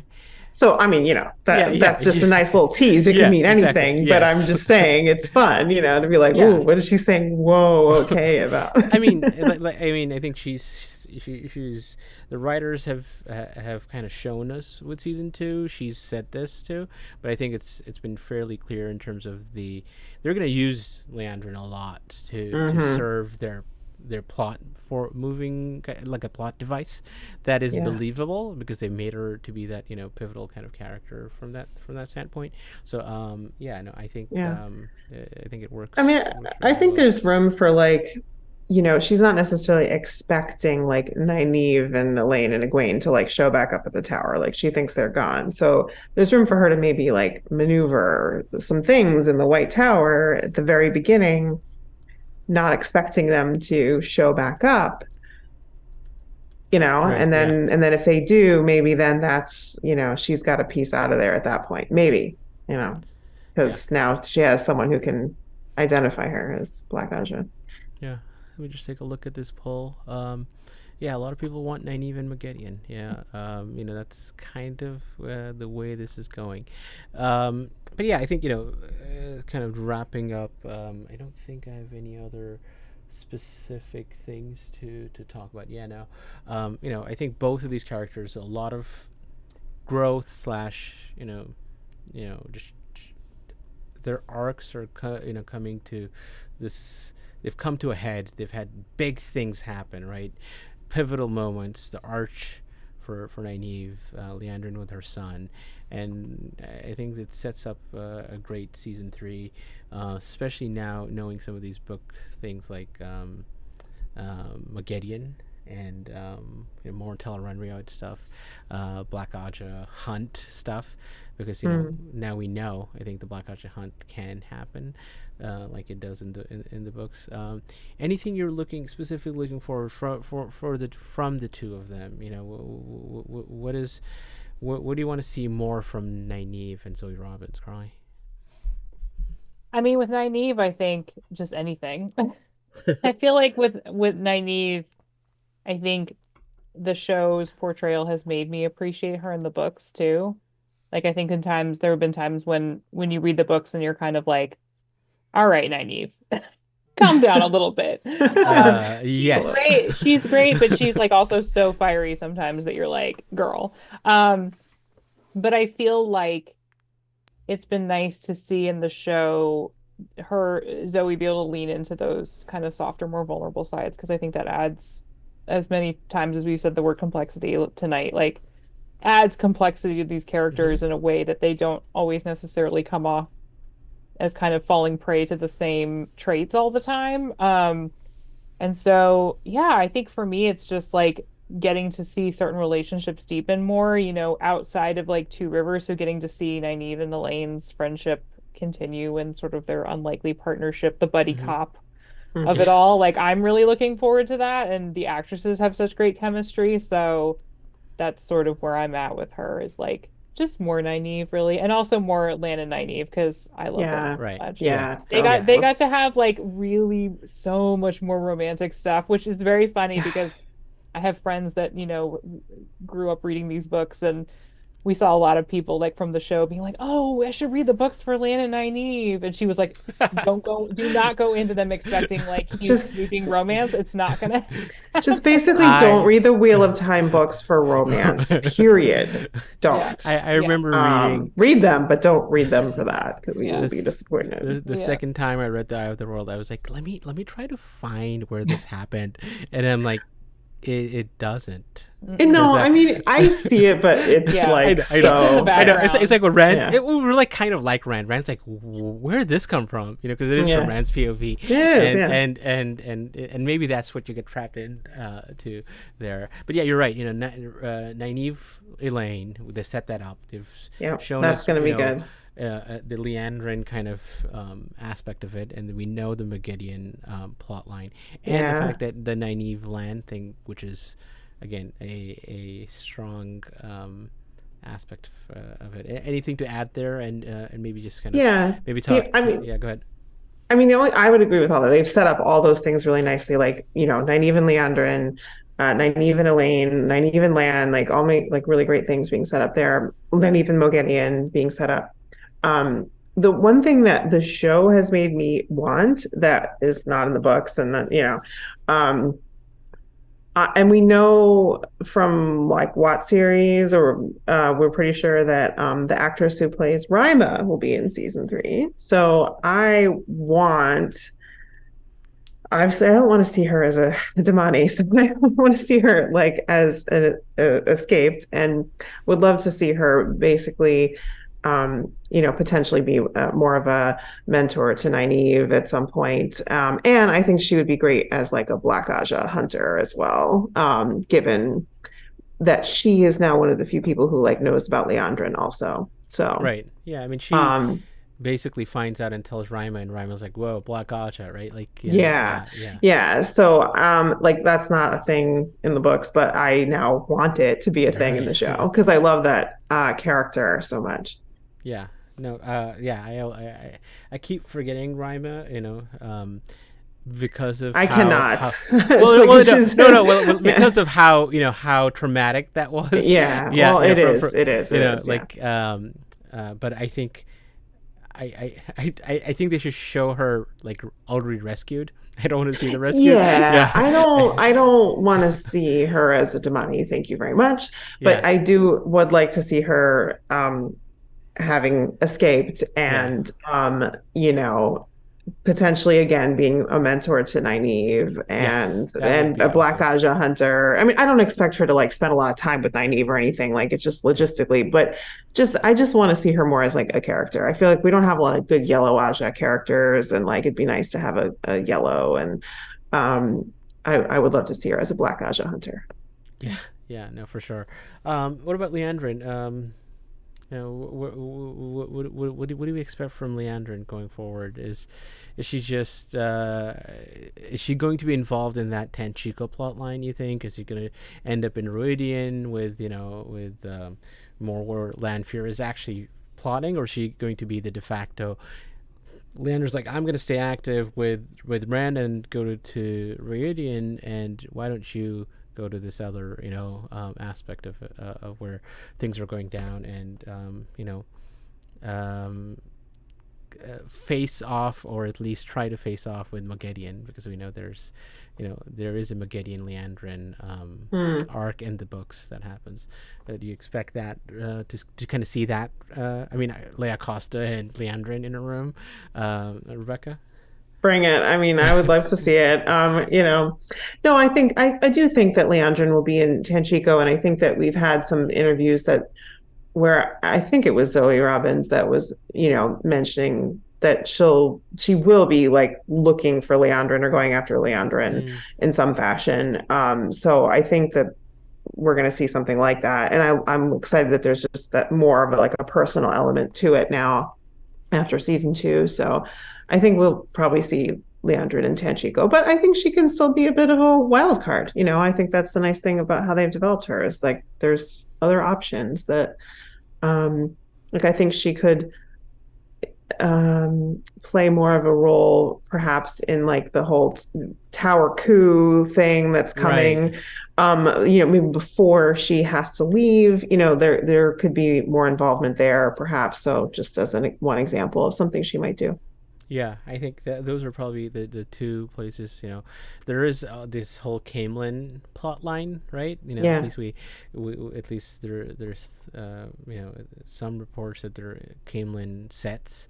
So there's stuff that could happen there. But I think the tower and the machinations she's been up to that we've seen in the tower, and now with what happened with knowing Logain and Rand and Kyrian with Swan, you could easily see the tower stuff happening sooner, and being a definite person who could play that role. I think they've set that up enough that like I thought that expect it, they yeah. might. Well, before she like fully revealed herself to like Nynaeve and everything, I was like, well, maybe she could be like. And I had to look up this spoiler before we started, Carly, to make sure that it was fine. But like, I was like, oh, maybe, like, you know, no, it's fine. But okay. Yeah. I was like checking before, that like she could maybe be combined with like Alviarin. At one point, I was thinking that, but then like now that like Nynaeve knows she's Black Aja, like I don't think they can go fully in that direction, but she Yeah. could still be like part of the, the behind the scenes. Like I think they've set that up that she Yeah. would be involved in that potentially. Yeah, I mean, at least pull Just not to strings. become keeper. Like I Right, don't think she's not exactly. going to become Yeah. keeper, but Yeah, like the rest she of it, can't yeah. be like No. we walking around the tower, right? Like, No, not yeah. for long. Like I said, I think she could be there at the beginning of the Yeah. season. Yeah. Not expecting anyone who knows about her is going to come back, Yeah. so she's fine, so she could be just doing her thing until Yeah, no, stuff totally. happens. Carly, Liandrin in season 3, things, anything else you want to add to that discussion? Yeah, I mean, I think Tanchico is a pretty safe bet. I feel like we in the books know, I think we find out like there's, Nynaeve and Elaine in their like investigation and stuff sort of find out like, oh, there's an estimated this number of Black Sisters, and they kind of, but I almost feel like the show could go about it where Liandrin's sort of doing the recruiting and the gathering of everyone together, possibly at Lanfear's orders, and be like, we need to put you over here, and then Mo Gideon's going to show up and, probably mess with them a little bit, because that's really what she does in the books too, is just kind of like parks there and is like, you're gonna follow my orders now. Yeah, so I could see that happening. I could also see her like sort of being involved in the early stages of the schism in the tower and like the plot, the coup. But I feel like ultimately she's probably going to be rallying like Black Sisters together and sort of being I could see her being like the recruit of like, we're going to gather everybody together and sort of be doing our thing. So Kate did describe her as a great recruiter. So that was a phrase she used. So I could see that too. Yeah, totally. All right, I'm going to end this poll. We're talking about what moment was Zoe talking about that'll make us book readers happy. And about 80% of people are saying, Nynaeve versus Moghedien. And as you can see in chat, I have started the giveaway. So it's ! Raffle for a chance to win a Dusty Wheel mug that I will send to you. In the foreseeable future is the wording that I'll use, that I'll get around to doing. So put that in chat, and we'll give it a little bit of time. But thank you both for looking into these two characters that one we knew was always going to be a core character, but Liandrin, who's just been great, that both of them are just going to be really important to not only the plot, but I think the success of the show, because I think they're great assets, great casting, both of them. So thank you for talking about this, and thank you, Carly, to talking to Zoe and so many other people, and bringing that to us. Thanks for just all the content you're putting out is we just love seeing it. So.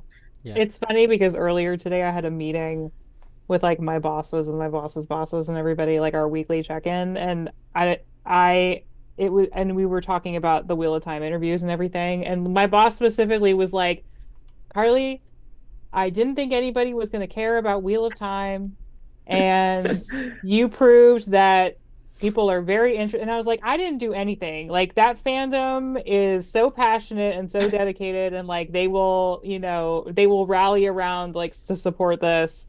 But honestly, I'm kind of glad to like have proven him right, because I felt like all season I was like, we got to cover Wheel of Time, and just like getting to see the results of that. I mean, all of y'all have just been so supportive of everything, and it was really, I just really appreciate the support behind the interviews, because honestly, and I said as much on Twitter, like it's because of the support like that I'm able to do more of those things and like keep bringing the content and the interviews and the reviews and all that stuff. So win. Exactly. Everybody wins. Yes, Yeah. No, I mean, I think the engagement, again, you're right, was hurt so much by just not having the chance with the strikes, both literally the week the trailer came out, and so that was going to be their initial push. They didn't have that, the push on it. So it was before the Friday at WatCon, I think the strike started, and Is that right? it was like Wednesday, Okay. Wednesday, July, whatever it was, that the trailer dropped. So, and then the show ends, like right after, the show ends, and I think like 2 weeks later after that, the strike ends. So it was just like the entire period. Exactly. That it didn't really that we weren't able to have that. But I'm glad, Carly, that you've had this experience. It was fun. It was fun to do that, that we got that. I don't know how much it impacts the people watching the show, but it was fun that we got to experience that blitz that you all got to do, and just getting so many interviews. It was fun. Yeah. It was fun. Well, the funny thing is they invited everybody to do interviews before the season came out, because I think the general feeling at the time was that the strike was imminent, and so we all got invitations to do pre-release no spoiler non-spoiler interviews, which were kind of my least favorite thing, because I like to get into the nitty-gritty of stuff with cast and creators. Right. It's more limited. Yeah. So I was like, I have to dance around stuff. And I'll say this though, which I couldn't print in the original version of my interview with Yosha and Rosamund. He actually spoiled Lanfear, who Celine really was in the interview. And I had to be like, I knew. And I remember him being like, well, the reason Lanfear is, and got this look on his face where he was like, oh no. And I was like, it's fine. I will cut this. You're all good. Yeah, right. Obviously that's not going to print. No, but then as soon as the strike obviously was resolved, Amazon came to us and was like, we're gonna have casts now. We can do interviews. And so it was great to kind of get to be a part of that whole the group of everyone that got to participate in this, because I saw a lot of sites got to do it. So that was sites and podcasts and everything. So it was really nice to see that they kind of opened things up to I mean, especially I think from a fandom perspective, seeing people who basically came into this like Watt series because of the Wheel of Time show, like Talk Around Red podcast that started because they loved the books and just do it. And it was nice that they got to do some interviews too. It was just really good from a something that we've been lucky here. Matt's been able to do a lot of these things over the last few years from the Dusty Wheel, but it's just seeing all this interaction is just wonderful. I mean, the only thing they needed to do that they didn't was like let Natasha O'Keefe come on the Dusty Wheel. So I'm just saying. I'm jealous. I'm just gonna drink. You're gonna drink, okay. That's all I am going to do there. All right, I think that's enough time. I'm going to end this poll, this giveaway, and pick a winner here. Pretty good chances.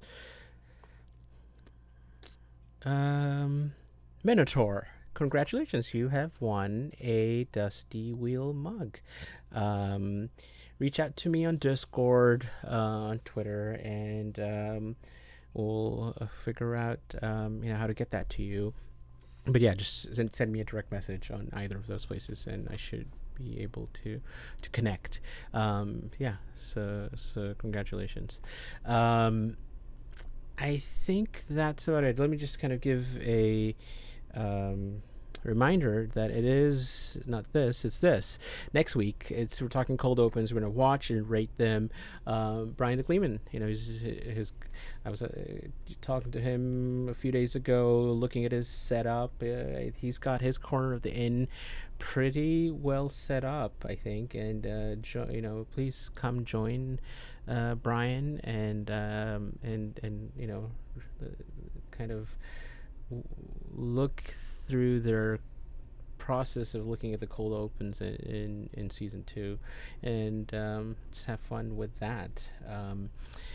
And I think that's all for our show tonight. Thank you both again for being here, and thank you everyone in chat for watching.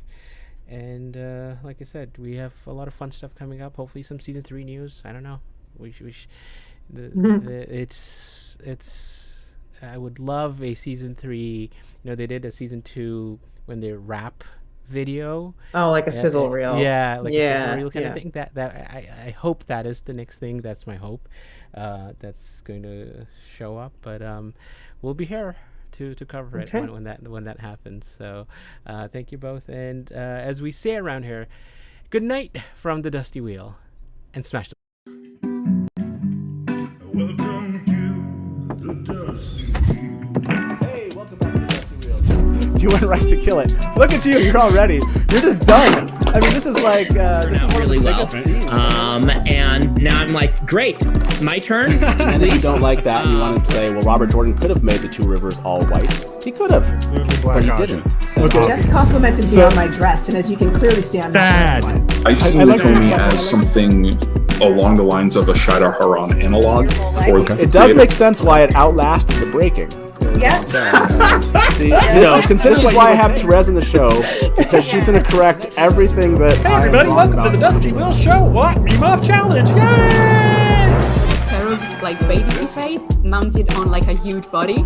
So like all of a sudden, this is not just like, a traditional fantasy, right? There are sci-fi and elements. just a moment ago, kind of Rafe tweeted something. So let me get my guest in here with me, and probably I would say put in 70-80% of the work. I got to be over the shoulder and be like, no,